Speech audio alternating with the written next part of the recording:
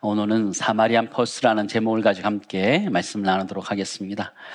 서울 강북에 사는 가장 큰 이점이 하나 있는데 그것이 무엇이냐면 광화문과 청계천의 접근성이 굉장히 좋다라는 것입니다. 저희 교회를 생각하면 월곡역 쪽에서 천을 따라서 쭉 내려가다 보면 청계천을 만나게 되고 청계천에서 쭉 가다 보면 청계광장까지 갈 수 있는 길이 잘 되어 있습니다. 광화문은 현대식 건물도 참 많지만 고궁들도 있어서 참 고풍스러운 느낌을 주기도 합니다.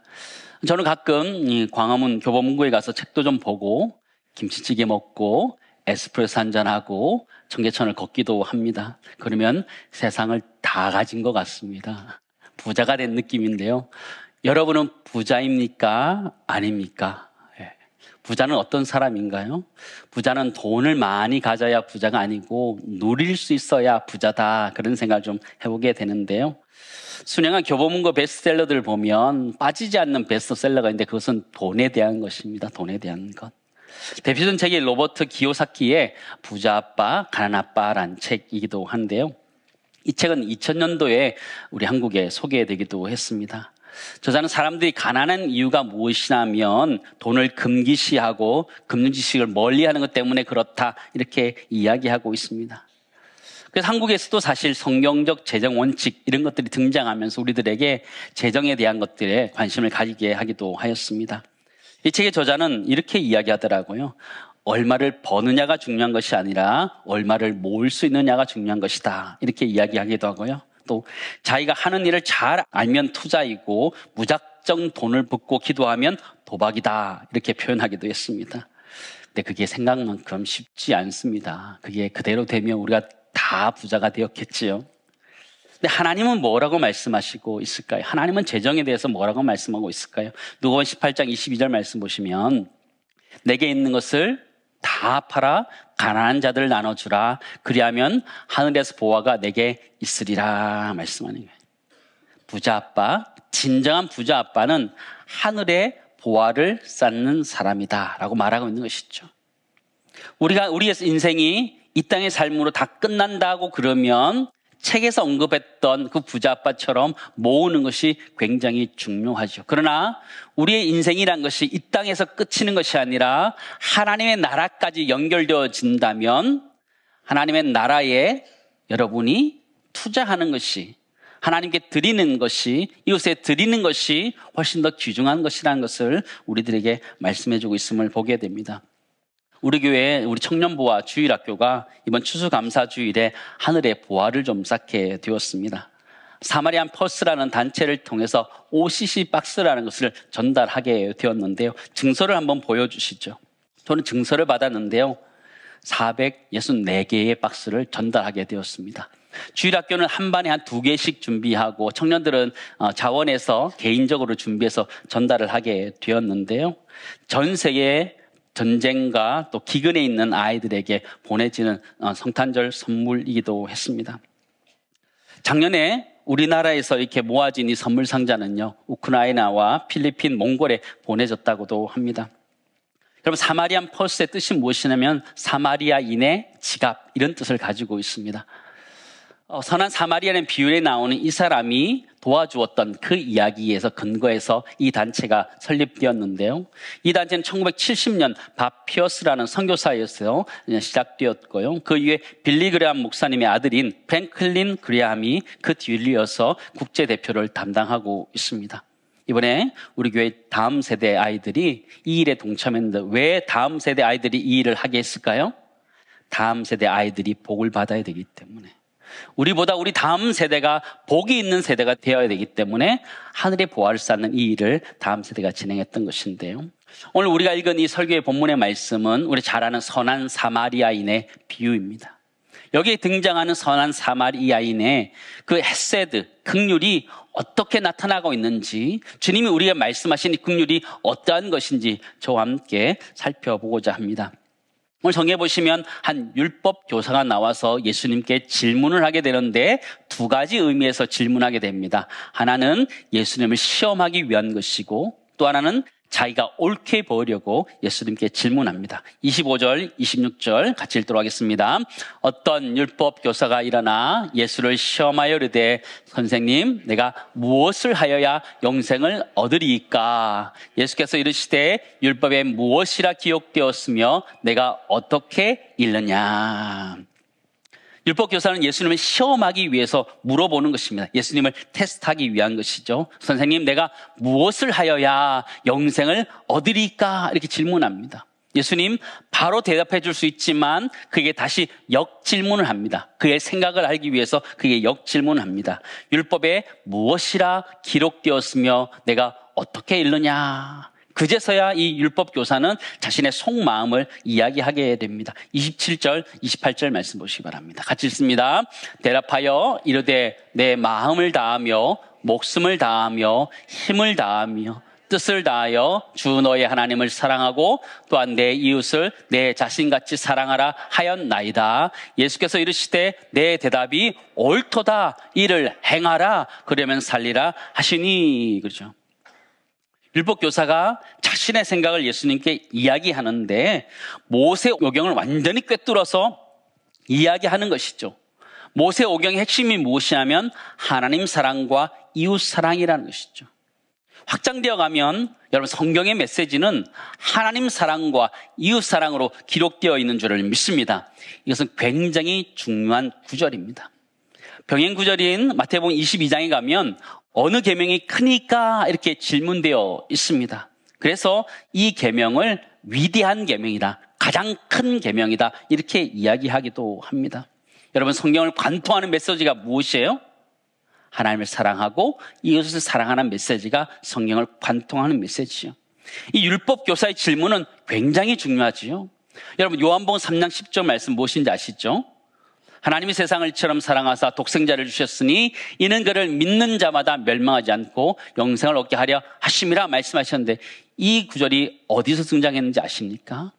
바리새인인 니고데모가 예수님께 찾아와서 대화하다가 이것이 가르쳐졌다는 것을 우리는 알게 되죠. 저는 그런 의미에서 오늘 본문에 나오는 율법 교사의 질문과 대답은 굉장히 의미 있는 것이다 생각되어집니다. 요한복음 3장 16절을 주셨던 것처럼 하나님 우리들에게 누가복음 10장 27절 28절을 주신 거예요. 하나님을 사랑하고 이웃을 사랑하라 우리가 말씀해 주신 것이라는 것을 보게 되죠. 우리가 한 가지 깨달을 수 있는 것이 있는데 그것이 무엇이에요? 기독교 가치는 무엇이냐면 하나님을 사랑하고 이웃을 사랑하라는 것이라는 것을 우리는 알게 됩니다. 우리 하나 이렇게 정리할 수 있을 것 같습니다. 우리 기독교 신앙의 가치관은 뭐예요? 하나님 사랑과 이웃 사랑이라는 것을 우리들에게 정리해주고 있는 것을 우리는 보게 됩니다. 그래서 우리 교회는 이 하나님 사랑과 이웃 사랑을 우리 교회 공동체의 고백에 담아두고 있음을 보게 됩니다. 여러분 교회 공동체 고백을 한번 찾아보시기 바랍니다. 나눠준 적이 없는데 어떻게 알 수 있을까요? 교회 홈페이지에 오시면 바로 뜨게 되어 있습니다. 여러분 오셔서 한번 공동체 고백이 무엇인지 한번 살펴보시고 그 안에 있습니다. 한번 찾아보시기 바랍니다. 오늘 율법 교사는 예수님께 질문하고는 예수님으로부터 인정을 받게 됩니다. 너무 좋았을 것 같아요. 내 대답이 옳도다. 그렇죠. 이를 행하라 그리하면 살리라 말씀하시는 거예요. 중요한 것은 내 대답이 옳도다라는 것도 중요하지만 이것을 행하라 그리하면 살리라는 말씀이 훨씬 더 중요한 말씀이라는 것을 여러분 잊지 말았으면 좋겠습니다. 율법 교사의 대답은 100점 만점이었습니다. 예수님이 인정해 주셨죠. 그러나 더 중요한 것은 그가 행하는 것, 거기까지 가야 되는 것이 진정한 사랑이라는 것을 주님은 우리들에게 가르쳐주고 있어요. 율법 교사는 예수님께 다시 질문합니다. 그러면 내 이웃이 누구니까? 이렇게 질문하는 것이죠. 율법 교사가 생각할 때 이웃은 경계가 있었습니다. 유대인들까지가 자신들의 이웃이었지 사마리아인이나 이방인들이 자신의 이웃이 아니었습니다. 예수님은 이 율법 교사가 생각할 수 있도록 그에게 비유를 들어서 이야기해 주고 있습니다. 3절 말씀 보실까요? 예수께서 대답하여 이르시되 어떤 사람이 예루살렘에서 여리고로 내려가다가 강도를 만나매 강도들이 그 옷을 벗기고 때려 거의 죽은 곳을 버리고 갔더라 말씀하는 거죠. 예수님께서 이야기하시는데 예루살렘에서 여리고로 내려간다. 그럴 때 그 당시 사람들은 다 알고 있는 거예요. 그래서 강도가 많은 우범 지역에 있다는 걸 알기 때문에 무슨 일이 일어날 것 같다라는 생각을 기본적으로 하게 되었던 것이죠. 아니나 할까 그 일이 있었던 것이죠. 강도가 나타나서 한 사람을 때려서 다 빼앗고 거기 버리고 가는 일이 있었던 것입니다. 근데 그 길을 지나가는 사람들이 있었던 것이죠. 제사장과 레위인이 있었습니다. 성경 왜 이 두 사람의 이야기를 하고 있을까요? 수많은 사람들이 있을 텐데 왜 예수님께서는 제사장과 왜 레위인 이야기를 하고 계실까? 그들이 지나쳤다는 그 얘기를 하고 있는 것이죠. 율법 교사가 생각할 때 이들은 가장 가까운 이웃이었어요. 다 존경할 만한 그런 사람들이었고 율법의 가치관을 가장 잘 아는 사람들이었던 것이죠. 하나님을 사랑하고 이웃을 사랑하는 것을 가장 잘 머리로 아는 사람들이 바로 이 제사장과 레위인이었어요. 그러나 그들은 그냥 지나쳐버렸다 이런 얘기를 하는 것이죠. 여러분 우리가 아는 것처럼 제사장과 레위인 왜 피해서 가게 됐을까요? 첫 번째는 율법 때문에 그랬을 것이에요. 부정함을 입을 수 없기 때문에 시체를 만질 수 없기 때문에 함부로 갈 수 없어서 지나쳤다 볼 수 있어요. 두 번째는 무언가 더 바쁜 일이 있었기 때문에 누군가 하겠지 미루면서 갔을 것 같기도 해요. 또 하나는 자신도 강도의 위험에 노출될 수 있기 때문에 도망간 것 아닌가 그런 생각을 해보게 되는데요.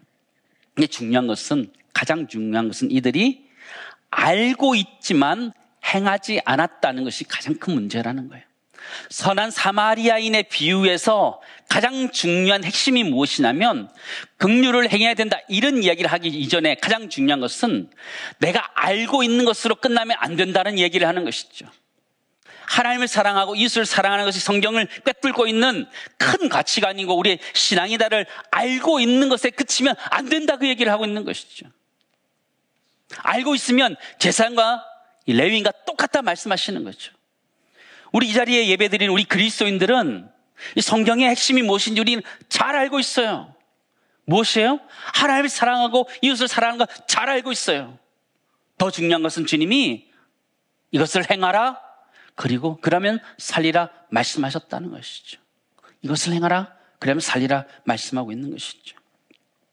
행함이 있을 때 그것이 진정한 지식이 된다는 것을 우리에게 말하고 있습니다.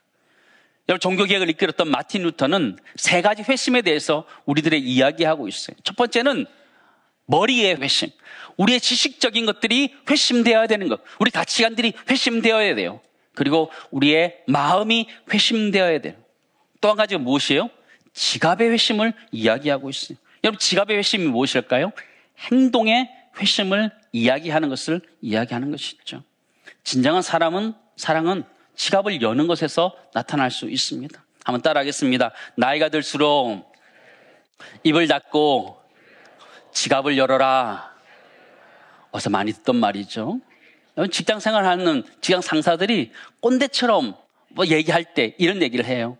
나이가 들수록 입을 닫고 지갑을 열어라. 이런 얘기 하는데요. 사랑이라는 것은 행하는 것에 있다는 것을 우리가 기억해야 될 필요가 있습니다. 왜냐하면 우리 보물이 있는 곳에 마음이 있기 때문에 우리가 그런 것이죠. 우리 그리스도인들은 기본적으로 사랑이라는 것을 실천해야 되는 것을 잘 알고 있습니다. 우리 기독교는 사랑의 종교라는 것을 너무나 잘 알고 있습니다. 그러나 세상은 그 사랑을 우리의 말에서 알고 싶은 것이 아니라 우리의 행동에서 알고 싶다는 걸 기억하면서 그 사랑을 실천할 수 있는 은혜가 우리 모두 있기를 간절히 소망합니다. 두 번째는 하나 이렇게 정리할 수 있을 것 같아요. 위대한 계명은 지갑이 회심하는 것으로 결정된다. 내가 하나님을 사랑한다, 이웃을 사랑한다. 뭘로 증명할 수 있어요? 나의 지갑이 회심하는 것으로 이루어질 수 있다, 결정될 수 있다는 걸 여러분 기억하셨으면 좋겠습니다. 영국의 철학자 프란시스 베이컨은요, 돈은 최선의 하인이자 최악의 주인이다 이런 얘기를 했습니다. 무슨 말일까요? 돈을 부릴 수 있으면 가장 좋은 하인이지만 돈을 주인을 모시면 최악이 된다 이런 얘기를 하는 것이죠. 돈이 회개해야 된다는 것이죠. 돈이 회개해야 되는 것이죠. 저는 이 지갑의 회심이라는 이 단어를 보면서 요즘 시대는 다른 것이 회심해야 된다 이런 생각이 들었습니다. 그게 뭘까요? 스마트폰이 회심해야 된다. 저는 이렇게 이해하고 싶어요. 스마트폰이. 지갑의 회심도 회심해야 되지만 이 시대는 스마트폰이 회심해야 된다 생각되어집니다. 성경책을 들기보다 스마트폰을 훨씬 더 많이 들고 있고, TV보다 스마트폰을 훨씬 더 많이 들고 있고, 스마트폰이 회심해야지 진정한 신앙이 아닌가, 그런 생각이 되어지더래요. 돈이냐 하나님이냐, 스마트폰이냐 하나님이냐, 도파민이냐 하나님이냐는 심각한 문제 앞에 우리가 서 있는데, 하나님 앞에 살아가는 은혜가 우리 모두 있기를 간절히 소망합니다. 다시 본문으로 돌아갔어요. 예수님께서는 사마리아인이 이를 도와줬다, 이런 이해를 하고 있습니다. 율법교사 생각할 때 이 사마리아인은 이웃이 아니었습니다. 그리고 사람처럼 취급하지도 않고 모른 척했던 사람이었습니다. 왜냐하면 유대교와 또 유대인과 사마리아인 사이에는 종교적, 문화적, 정치적 장벽이 있었기 때문입니다. 기원전 722년에 북이스라엘이 아시리아에 의해서 멸망하게 됩니다. 포로로 끌려가기도 하고 이방인들을 그곳에 머물러 지내기도 합니다. 당연히 이스라엘과 이방인들의 혼인들이 일어나게 되면서 혼혈이 생기게 되었습니다. 그리고 점점 변화되어 가면서 그들만 따로 예배 드릴 수 있는 예배 공간이 생기게 되었고, 종교적인 분리도 일어나게 되었습니다. 유대인들은 그들이 혼혈이란 것 때문에 배척하는 일들이 일어나게 되었고, 자신의 전통을 벗어났다는 것 때문에 배척했다는 것을 우리는 잘 알고 있습니다. 그러나 사실 이 사마리아인들의 모습은 이스라엘 공동체의, 유대인 공동체의 아픔의 역사라는 것을 우리는 잊지 말아야 됩니다. 우리나라에도 그런 역사가 있었습니다. 고려 후기, 조선 초기에 원나라, 명나라예요. 공녀라는 이름으로 여자들을 바친 적이 있습니다. 역사적으로 보면 80년 동안 무려 50차례 그런 일들을 우리가 행했던 것을 보게 됩니다. 이들이 이후에 우리나라가 다시 고향으로 돌아오게 되었습니다.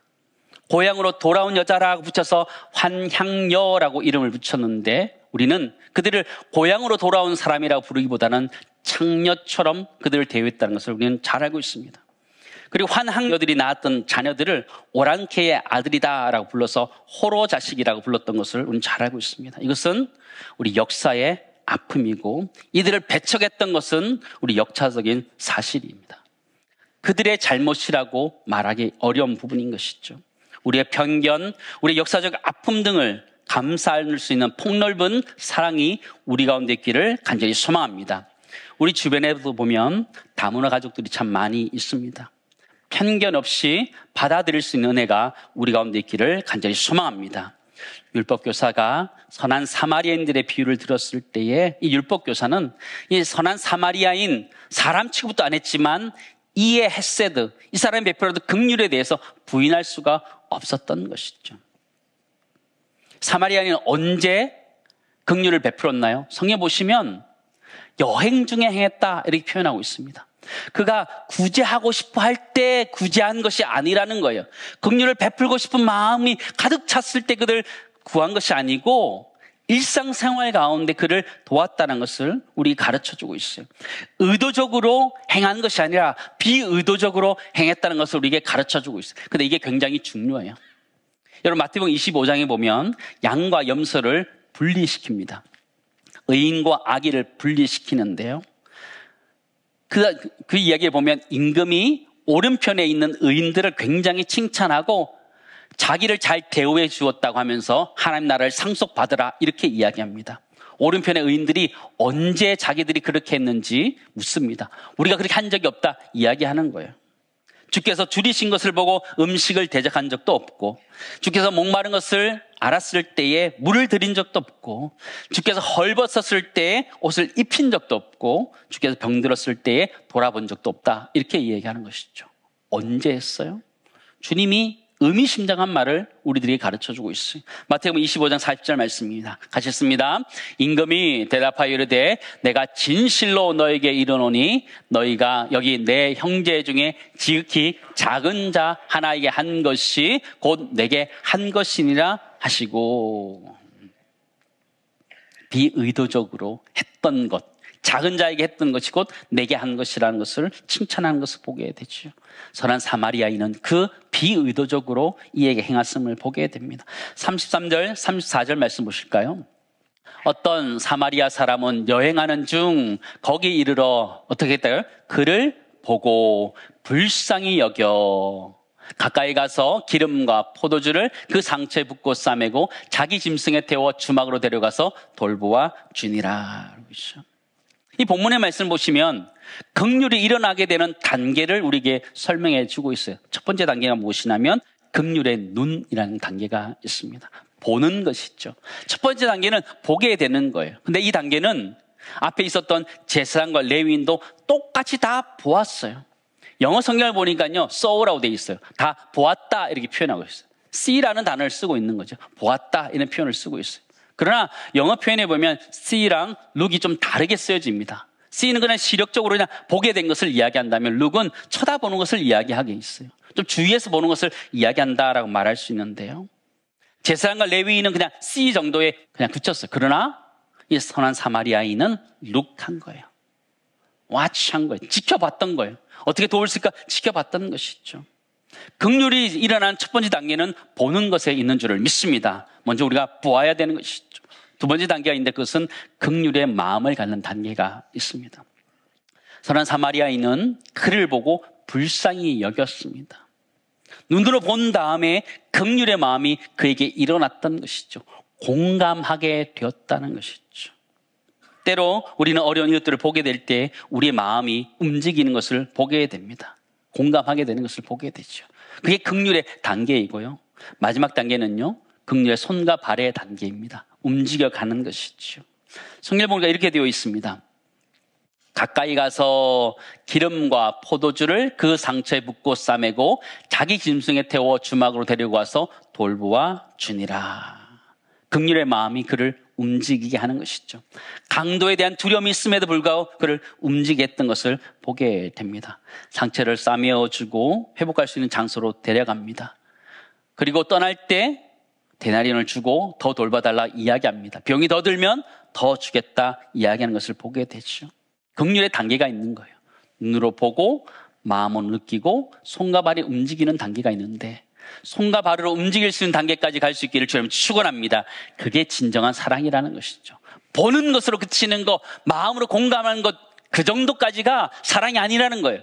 직접적으로 실천하고 실행하는 것이 진정한 사랑이라는 것을 우리 가르쳐 주고 있음을 여러분 기억하시기 바랍니다. 마지막 세 번째 기억해야 될 것은요, 긍휼의 손과 발이 움직여야지 사랑이 전달되어진다라는 걸 여러분 꼭 기억하면서 그 사랑이 우리의 손과 발을 통해서 전달되어 줄 수 있기를 간절히 소망합니다.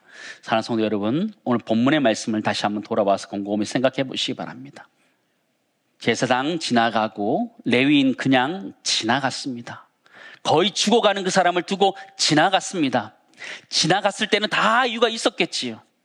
그러나 그들이 알고 있었던 하나님 사랑, 이웃 사랑 알고 있었지만 실천하지 않았을 때 그들을 심하게 꾸중하고 있는 주님의 책망을 우리가 기억한다면 이 시대를 살아온 우리 그리스도인, 사랑의 종교라고 말하는 우리 그리스도인들이 어떻게 살아가야 되는지를 명확하게 말씀해 주고 있음을 우리는 기억해야 됩니다. 이를 행하라, 그리하면 살리라 라는 말씀처럼 우리 하나님 사랑과 이웃 사랑을 실천하며 살아가는 은혜가 우리 모두 있기를 간절히 소망합니다. 여러분, 사랑이라는 단어, 긍휼이라는 단어는 추상적인 단어지요. 구체적으로 딱 규정할 수 없는 단어예요.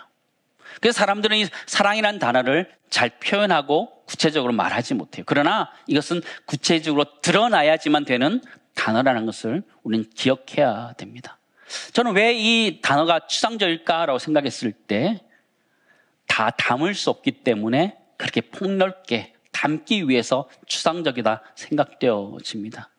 여러분, 우리에게 주어진 하나님의 명령, 하나님 사랑과 이웃 사랑은 구체적으로 드러나야 된다는 걸 기억하며 그걸 실천하며 살아가는 은혜가 우리 모두 있기를 소망합니다.